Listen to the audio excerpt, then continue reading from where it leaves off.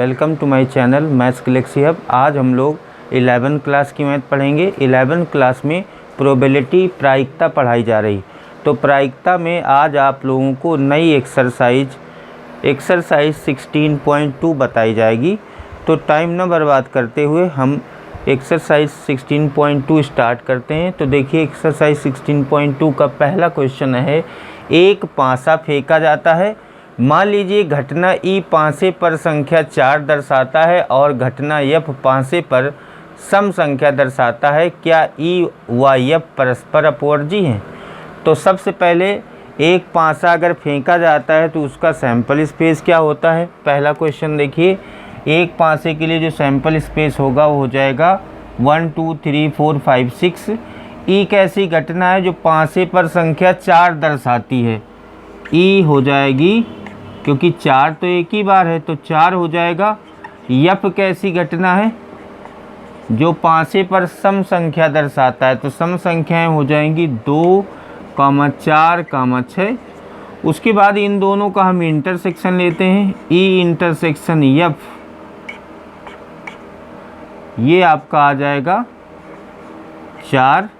दोनों का इंटरसेक्शन 4 आ रहा है, इसका मतलब ये फाई के बराबर नहीं है।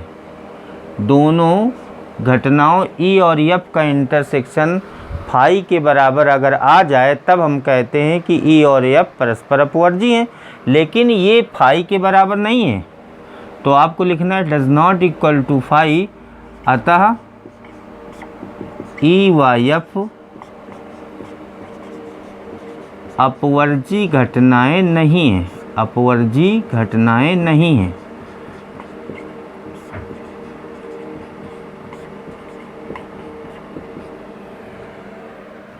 दूसरा क्वेश्चन देखिए, एक पासा फेंका जाता है, निम्नलिखित घटनाओं का वर्णन कीजिए। एक पासा फेंका जाता है तो एक पासे के लिए सैंपल स्पेस सबसे पहले हम लिख लेंगे यस इक्वल 1 2 3 4 5 6। उसके बाद फर्स्ट नंबर है ए संख्या 7 से कम है। एक ऐसी घटना है फर्स्ट नंबर जो संख्या 7 से कम है।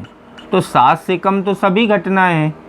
7 से कम 1 से 6 तक पूरा हो जाएगा 1 2 3 4 5 6। ये आपका ए घटना है पहले वाली। दूसरी बी संख्या 7 से बड़ी है। सेकेंड नंबर में लिखा है बी 7 से बड़ी है, तो 7 से बड़ी कोई संख्या नहीं है तो ये आपका हो जाएगा रिक्त समुच्चय यानी फाई हो जाएगा। सी नंबर देखो, संख्या 3 का गुणज है। जो थर्ड नंबर है संख्या 3 का गुणज है तो सी आपका हो जाएगा 3 और 6। उसके बाद डी नंबर में संख्या 4 से कम है तो डी नंबर संख्या 4 से कम कौन कौन सी हो जाएंगी, 1 2 और 3। उसके बाद ई घटना है 4 से बड़ी सम संख्या है। 4 से बड़ी सम संख्याएं कौन कौन सी हैं, केवल एक है 6। और जो 7 नंबर है 6 नंबर है एफ घटना, उसमें है संख्या 3 से कम नहीं है। संख्या 3 से कम नहीं है का मतलब कि 3 या 3 से बड़ी है। तो 3 4 5 6 हो जाएगा 3 4 5 और 6। ये सभी घटनाओं का हमने वर्णन कर दिया, मतलब उनके मान लिखने थे, उनके सेट्स, उनके समुच्चय लिखने थे। उसके बाद नीचे इनके भी मान ज्ञात कीजिए। पहले आपको निकालना है ए यूनियन बी। पहले आपको निकालना है ए यूनियन बी। तो देखिए ए और बी का यूनियन, ए है 1 2 3 4 5 6 और यूनियन में बी है आपका 5। तो यूनियन आपका यही हो जाएगा 1 2 3 4 5 6, जो कि आपका ए के बराबर हो जाएगा।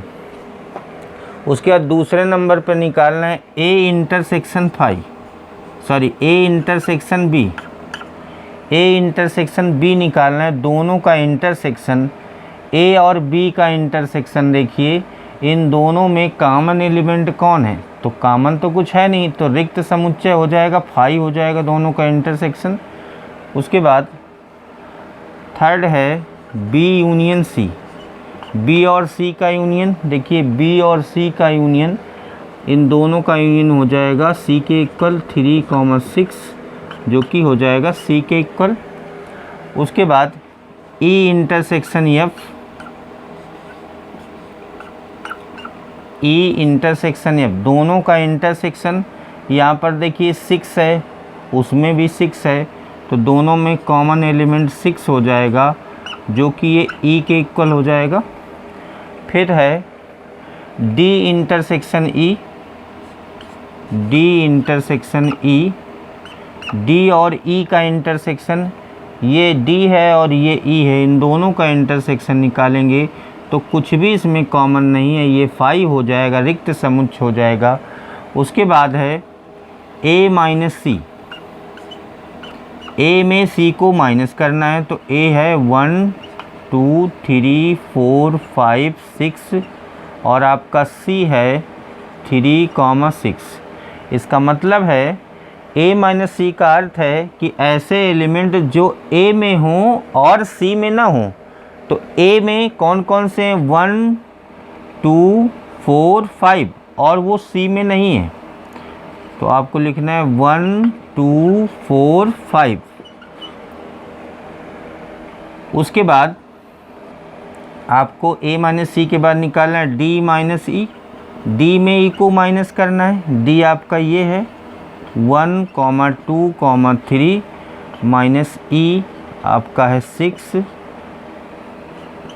इसका मतलब है ऐसे एलिमेंट इसमें लिए जाएंगे जो डी में हो बट ई में ना हो, तो ये सभी तीनों हो जाएंगे 1 2 3 जो कि आप डी के इक्वल लिखना चाहें लिख सकते हैं।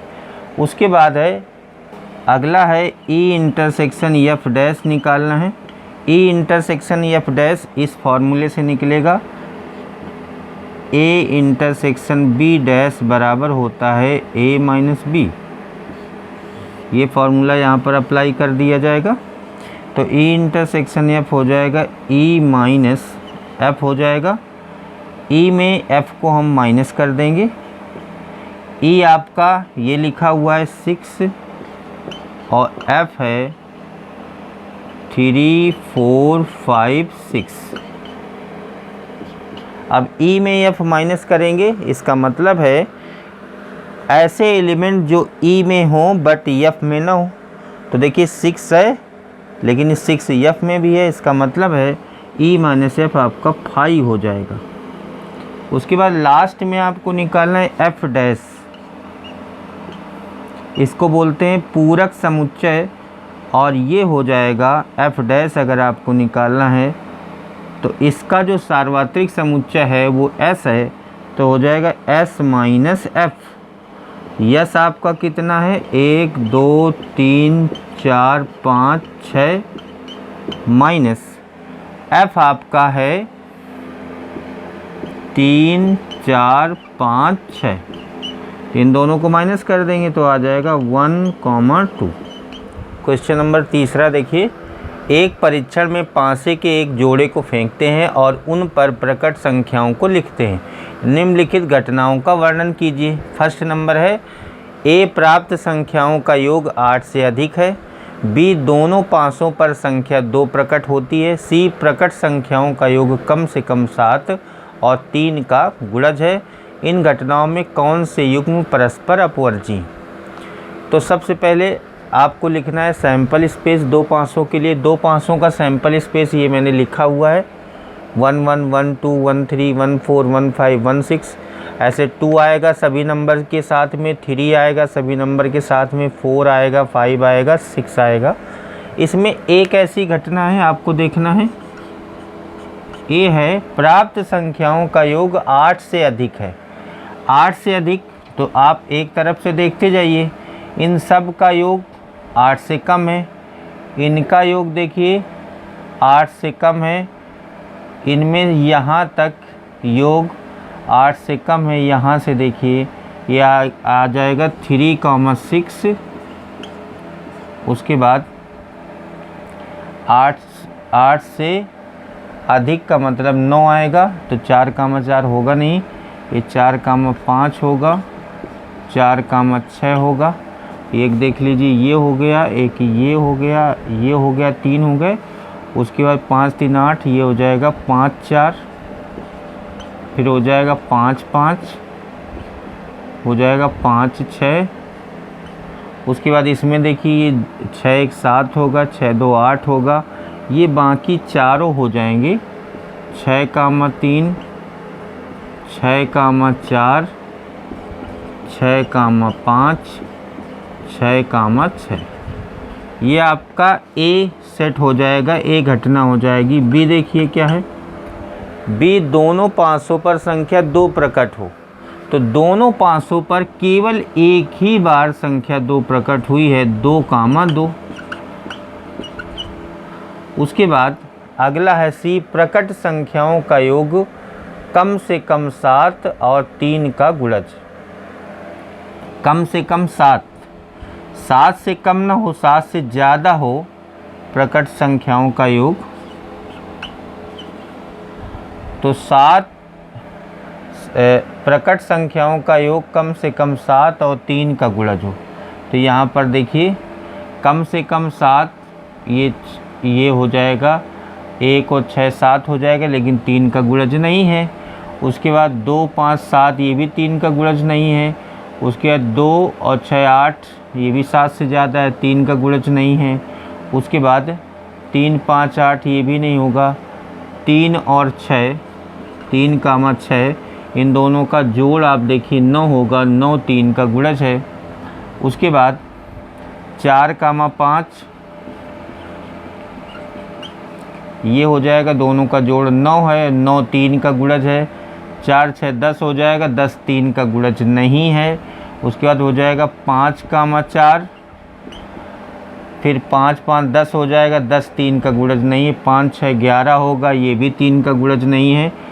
6 और 3 ये हो जाएगा 6, 3, 9, 6, 4, 10 ये भी नहीं होगा। 6, 5, 11 ये नहीं होगा, ये हो जाएगा 6, 6।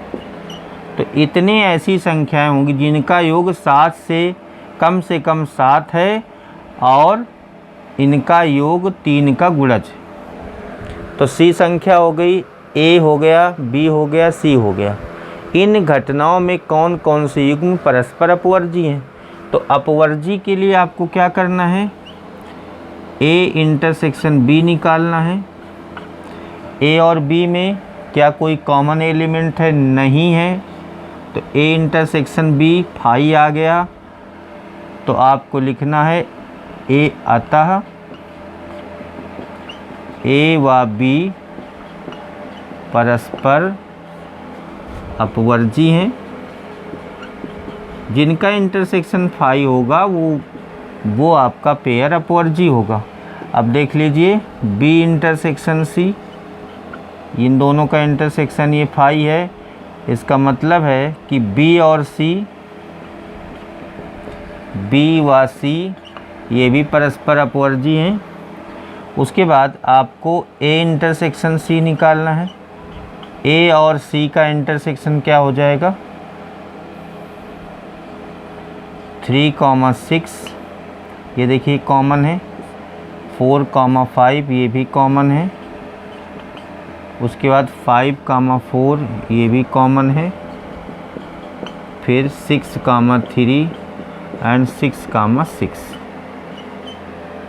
ये आपका ए इंटरसेक्शन सी आपका सी के इक्वल हो जाएगा,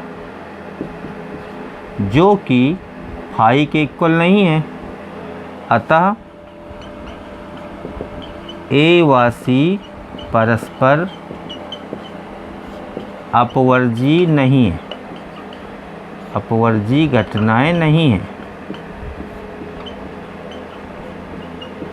तो आपसे ये पूछा जा रहा था कि ए बी सी तीनों में कौन कौन से पेयर अपवर्जी हैं। तो ए और बी तथा बी और सी, तो आपको लिखना है ए व बी तथा बी व सी अपवर्जी हैं।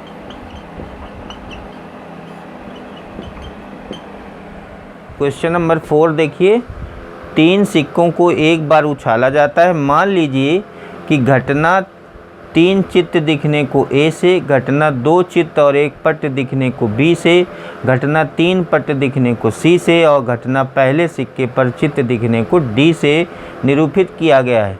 बताइए कि इनमें से कौन सी घटनाएं परस्पर अपवर्जी हैं, सरल हैं, मिश्र हैं। तो सबसे पहले 3 सिक्कों को अगर उछाला जाएगा तो सैंपल स्पेस लिख लिया जाएगा। 3 सिक्कों के लिए सैंपल स्पेस ये होता है head head head, head head tail, head tail head, tail head head, head tail tail, tail head tail, tail tail head और टेल टेल टेल।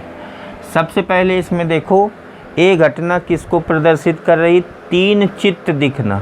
तो 3 चित्र कितनी बार दिखे, 3 मतलब हेड कितनी बार आए हैं, एक बार आए हैं, तो ए हो जाएगा हेड हेड हेड। बी देखो कौन सी घटना है, 2 चित्त और 1 पट, 2 हेड और 1 टेल। तो 2 हेड देखिए इसमें आया है हेड हेड टेल में, हेड टेल हेड में और टेल हेड हेड में। 2 हेड और 1 टेल दिखने को बी कहा गया है। सी किसको कहा गया है, 3 पट दिखना मतलब 3 टेल दिखना। तो सी आपका हो जाएगा टेल टेल टेल। उसके बाद डी घटना कैसी है, पहले वाले सिक्के पर हेड दिखना। तो डी आपका हो जाएगा head head head, head head tail, head tail head और हेड टेल टेल। अब आपको बताना है कि कौन कौन से पेयर इसमें परस्पर अपवर्जी हैं, सरल हैं और मिश्र हैं। तो अपवर्जी के लिए क्या करना है, पहले ए इंटरसेक्शन बी निकालेंगे और ए और बी में कोई इंटरसेक्शन नहीं है तो ये फाई हो जाएगा। इन दोनों में कोई कॉमन चीज़ नहीं है तो फाई हो जाएगा। बी इंटरसेक्शन सी निकालेंगे तो ये भी फाई हो जाएगा। फिर ए इंटरसेक्शन सी निकालेंगे ये भी फाई हो जाएगा। इनमें कोई भी तीनों में कोई कॉमन नहीं है तो फाई हो जाएगा। ए इंटरसेक्शन डी निकालेंगे तो इनमें देखिए कॉमन है ये हेड हेड हेड, तो इसको लिखेंगे तो ये हो जाएगा does not equal to phi. फिर बी इंटरसेक्शन डी निकालेंगे तो इसमें 2 चीज़ें कॉमन है, एक है हेड हेड टेल यहाँ पर देखिए और दूसरी है हेड टेल हेड, ये कॉमन है, ये भी फाई के इक्वल नहीं होगा। फिर देखो सी इंटरसेक्शन डी निकालेंगे, इन दोनों में कोई भी कॉमन नहीं तो ये भी फाई हो जाएगा। पहले नंबर पर आपको बताना है कि कौन कौन से पेयर अपवर्जी हैं। तो अपवर्जी वे घटनाएं होती हैं जिनका इंटरसेक्शन फाई होता है। तो पहले हो जाएगा ए कामा बी ये वाला, बी कामा सी, ए कामा सी और सी कामा डी। ये जो 4 पेयर हैं ये आपकी परस्पर अपवर्जी हैं। दूसरा देखिए, दूसरे में आपसे पूछा जा रहा है सरल घटनाएं बतानी है आपको। तो सरल घटनाएं वे घटनाएं होती हैं जिनमें केवल और केवल एक एलिमेंट होता है। तो हो जाएगा ए व सी, ये सरल घटनाएं हो जाएंगी। उसके बाद मिश्र घटनाएं कौन सी होती हैं, जिनमें एक से अधिक एलिमेंट होते हैं। तो एक से अधिक वाले कौन कौन से, एक वाले तो ए और सी हो गए, तो ये हो गई आपकी सरल घटनाएं। फिर ये बचा बी और डी, इसमें देखो एक से अधिक घटना है, इसमें भी एक से अधिक एलिमेंट है डी में, तो बी व डी ये आपकी हो जाएगी मिश्र घटनाएं हैं। यही आपसे 3 चीज़ें पूछी जा रही थी। क्वेश्चन नंबर 5 देखिए, 3 सिक्के एक बार उछाले जाते हैं, वर्णन कीजिए 2 घटनाएं जो परस्पर अपवर्जी हैं, 3 घटनाएं जो परस्पर अपवर्जी व निशेष हैं, 2 घटनाएं जो परस्पर अपवर्जी नहीं हैं, 2 घटनाएं जो परस्पर अपवर्जी हैं किंतु निशेष नहीं हैं, 3 घटनाएं जो परस्पर अपवर्जी हैं किंतु निशेष नहीं हैं। तो आपको ऐसी घटनाओं का वर्णन करना है एक एक बारी बारी से। जैसे फर्स्ट नंबर में लिखा है 2 घटनाएं जो परस्पर अपवर्जी। तो 3 सिक्के जब एक बार उछाले जाते हैं तो सबसे पहली चीज़ आपको सैंपल स्पेस लिख लेना है। यस बराबर ये 8 एलिमेंट हो जाएंगे, head head head, head head tail, head tail head, tail head head, head tail tail, tail head tail, tail tail head और tail tail tail. First number पे आपको बताना है 2 घटनाएं जो परस्पर अपवर्जी हैं। तो अपवर्जी घटनाएं वे होती हैं जिनका इंटरसेक्शन फाई होता है। तो इसमें आपको एक ऐसी घटना मानना है, ए बराबर कम से कम 2 चित्त और बी कैसी घटना मानना है, कम से कम 2 पट। जब हम इन दोनों का इंटरसेक्शन निकालेंगे तो ये फाई आएगा। जब ये फाई आएगा तभी ये दोनों घटनाएं अपवर्जी होंगी। तो केवल आपको इंटरसेक्शन नहीं निकालना, ऐसी घटनाएं लिखना है जिनका इंटरसेक्शन फाई आ जाए, यानी अपवर्जी घटनाएं हो जाएं। तो ए बराबर हो जाएगा कम से कम 2 चित्त हेड आने के लिए और बी हो जाएगा कम से कम 2 टेल के लिए। तो ये दोनों घटनाओं का जब हम इंटरसेक्शन लेंगे तो फाई होगा, यानी दोनों घटनाएं अपवर्जी होंगी। दूसरे नंबर पर देखिए 3 घटनाएं जो परस्पर अपवर्जी व निशेष हैं। 3 घटनाओं के लिए ए ऐसी घटना हो अधिकतम 1 हेड प्रकट हो, बी 2 हेड प्रकट हो, सी 3 हेड प्रकट हो। तो ये तीनों ऐसी घटनाएं हैं जो परस्पर अपवर्जी हैं और निशेष हैं। अपवर्जी का मतलब हो गया कि इन तीनों का इंटरसेक्शन फाई हो, और निशेष का मतलब कि तीनों घटनाओं का अगर हम यूनियन लें तो वो सैंपल स्पेस के बराबर आ जाए। तो ये दूसरा हो गया। तीसरा देखिए, तीसरे नंबर में देखिए आपको क्या करना है, 2 घटनाएं जो परस्पर अपवर्जी नहीं है। तो इसमें देखो क्या करना है, ए में आपको लिखना है अधिकतम 2 टेल वाले, उसके बाद बी घटना को लेना है 2 हेड वाले। तो अधिकतम 2 पट ए सेट हो जाएगा और बी हो जाएगा 2 चित्त वाला, यानी 2 टेल वाला। चौथा देखिए, चौथे में आपको करना है 2 घटनाएं जो परस्पर अपवर्जी हैं किंतु निशेष नहीं है। ऐसे सेट लेने हैं आपको, ऐसे समुच्चय लेने हैं। तो चौथे नंबर पर ए जो समुच्चय है वो आप लेंगे 1 चित्त प्रकट होना और बी लेंगे 2 चित्त प्रकट होना। चित्त का मतलब है कि हेड प्रकट होना। 5 नंबर देखिए, 5 नंबर में आपको करना है 3 घटनाएं जो परस्पर अपवर्जी हैं किंतु निशेष नहीं है।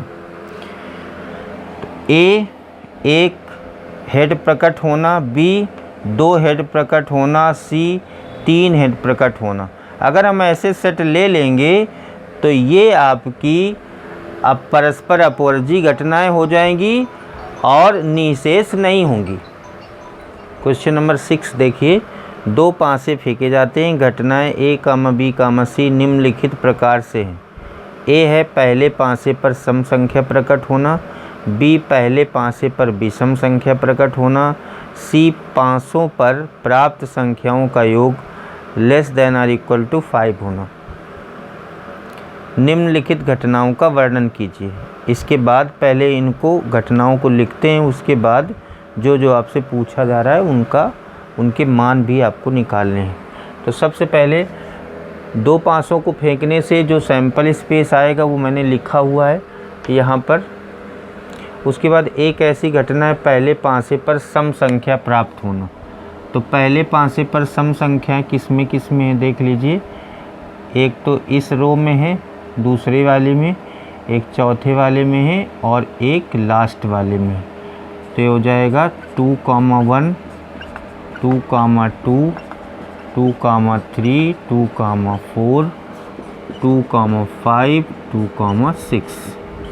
उसके बाद 4,1, 4,2, 4,3, 4,4, 4,5, 4,6।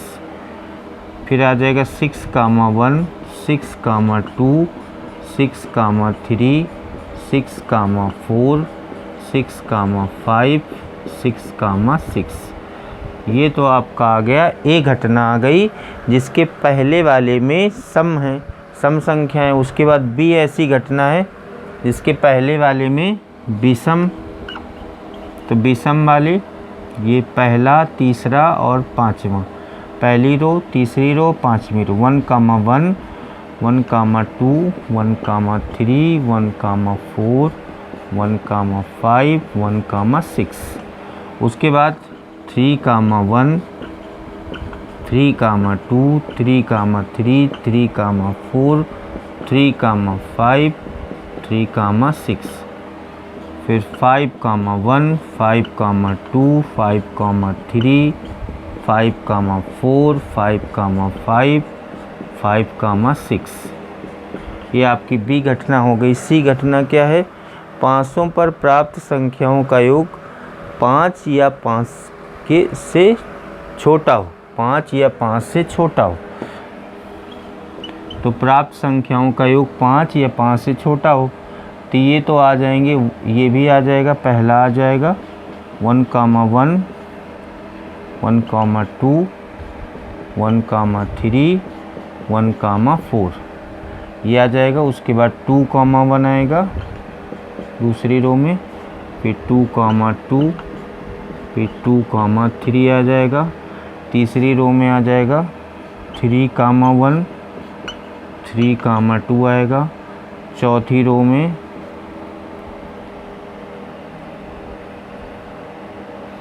4,1 आएगा। पाँचवीं रो में कुछ नहीं होगा, छठवीं रो में कुछ नहीं होगा। तो ये आपका सी ऐसी घटना है 500 पर प्राप्त संख्याओं का योग 5 के बराबर हो या 5 से छोटा हो। अब देखिए निम्नलिखित घटनाओं का वर्णन कीजिए। फर्स्ट नंबर में आपको ए डैश निकालना है। ए डैश का मतलब होता है एस माइनस ए, यानी सैंपल स्पेस में ए को हम माइनस कर देंगे तो ए डैश आ जाएगा। दूसरे नंबर में देखिए क्या पूछा जा रहा है। दूसरे नंबर पर बी नहीं का मतलब बी डैश, तो बी डैश आपका हो जाएगा S minus B. Third number में देखिए सैंपल स्पेस में बी को माइनस कर देंगे। उसके बाद ए या बी का मतलब है ए यूनियन बी, दोनों का हम यूनियन ले लेंगे, ए और बी का हम यूनियन ले लेंगे तो ये सैंपल स्पेस के इक्वल आ जाएगा। ये आपको निकालना है। या का मतलब यूनियन होता है और का मतलब बीच में और शब्द आए तो इसका मतलब इंटरसेक्शन होता है। इसका 4 पार्ट देखिए आपको निकालना है। ए और बी, और का मतलब होता है इंटरसेक्शन, तो ए इंटरसेक्शन बी निकालना है। जब ए और बी का हम इंटरसेक्शन निकालेंगे तो ये इनमें से कोई भी चीज़ कॉमन नहीं होगी, तो ये आ जाएगा आपका 5। उसके बाद पाँचवें नंबर पर देखिए क्या निकालना है। पाँचवें नंबर पर ए किंतु सी नहीं, इसका मतलब है ए इंटरसेक्शन सी डैश, और ये बराबर होता है, फॉर्मूला हो जाएगा ए माइनस सी। उसके बाद 6 नंबर में बी या सी, या का मतलब यूनियन से है तो बी यूनियन सी आपको निकालना है, बी और सी का यूनियन निकालना है। उसके बाद 7 नंबर में बी और सी, तो 7 नंबर में और लगा है, और का मतलब इंटरसेक्शन, तो बी इंटरसेक्शन सी हो जाएगा। और लास्ट इसका 8वां पार्ट देखिए, 8वें पार्ट में आपको निकालना है A intersection B dash intersection C dash. इसको आप ऐसे अरेंज कर सकते हैं, A intersection B dash intersection C dash. तो ए इंटरसेक्शन बी डैश हम पहले से निकाल लेंगे, अलग से निकालेंगे। ए इंटरसेक्शन बी डैश जब निकालेंगे तो ये हो जाएगा ए माइनस बी। उसके बाद जब ये ए माइनस बी आ जाएगा तब हम इसका इंटरसेक्शन कर देंगे इंटरसेक्शन सी डैश के, तो ये आपका आ जाएगा ए माइनस बी माइनस सी। आपको क्या करना है कि ए में बी को माइनस करना है, और फिर जब ए माइनस बी आ जाए तो उसमें सी माइनस कर देना है, ये आपका आंसर आ जाएगा। क्वेश्चन नंबर 7 देखिए। प्रश्न संख्या 6 को देखकर निम्नलिखित में सत्य और असत्य कारण सहित बताइए। फर्स्ट नंबर है ए और बी परस्पर अपवर्जी हैं, तो पहले वाले को चेक करते हैं। 6 नंबर क्वेश्चन यही वाला है, सैंपल स्पेस लिखा है, ए घटना लिखी है, बी घटना लिखी है, सी घटना लिखी है। पहला वाला आपको चेक करना है कि क्या ए और बी परस्पर अपवर्जी हैं, तो हम ए इंटरसेक्शन बी निकालेंगे तो ये 5 आ रहा है, क्योंकि इनमें देखिए सब में सम संख्या है, इनमें सब में विषम संख्या है, तो ये वाला आपका सत्य हो जाएगा। उसके बाद पहला वाला सत्य हो जाएगा। दूसरा देख लीजिए, इसमें लिखा है दूसरे वाले में ए और बी परस्पर अपवर्जी और निःशेष हैं, तो ए और बी अपवर्जी तो हैं ही, निःशेष का मतलब होता है कि ए और बी का यूनियन लें तो सैंपल स्पेस आ जाए। तो ए यूनियन बी निकालेंगे तो देखिए क्या आ जाएगा, पूरा सैंपल स्पेस, क्योंकि ये विषम वाला सेट है, ये सम वाला सेट है। तो A union B sample space S के बराबर आ रहा है, तो निशेष हैं। और अपवर्जी हम पहले ही सिद्ध कर चुके हैं पहले वाले पार्ट में, तो अपवर्जी व निशेष दोनों हो जाएंगी। तो ये हो जाएगी आपकी सत्य, दूसरा वाला हो जाएगा सत्य। तीसरा देखो, ए बराबर बी डैश, तीसरे नंबर पर इसमें लिखा है कि ए बी डैश के इक्वल है। तो देख लेते हैं, बी डैश अगर निकालेंगे तो वो यही आएगा जो ए के बराबर है। तो बी डैश बराबर हो जाएगा एस माइनस बी, और एस में बी घटा देंगे तो ए के बराबर हो जाएगा। इसका मतलब ये सत्य है। तो पहले ये तीनों सत्य हो गए। अब लास्ट वाले तीन देखते हैं। ये फोर्थ नंबर देखिए, फोर्थ नंबर में लिखा है ए और सी परस्पर अपवर्जी हैं। तो ए और सी परस्पर अपवर्जी इसलिए नहीं हो सकते क्योंकि इन दोनों का इंटरसेक्शन फाई नहीं है। A intersection C does not equal to phi, क्योंकि इनका इंटरसेक्शन में कुछ ना कुछ आपको मैच कर जाएगा, फाई नहीं होगा। देखो यहाँ पर 2 1 2 2 ये कुछ ना कुछ मैच कर जाएगा, तो ये फाई के बराबर नहीं है। तो ये आपका असत्य है। अगला वाला देखते हैं, ए और बी डैश परस्पर अपवर्जी हैं। ए और बी डैश हमने निकाला था ए, तो ए और बी डैश कहा जा रहा है। तो ए और बी डैश परस्पर अपवर्जी क्यों होंगे? क्योंकि ए और बी डैश का मान ए के बराबर है, तो ये बराबर हो जाएगा ए और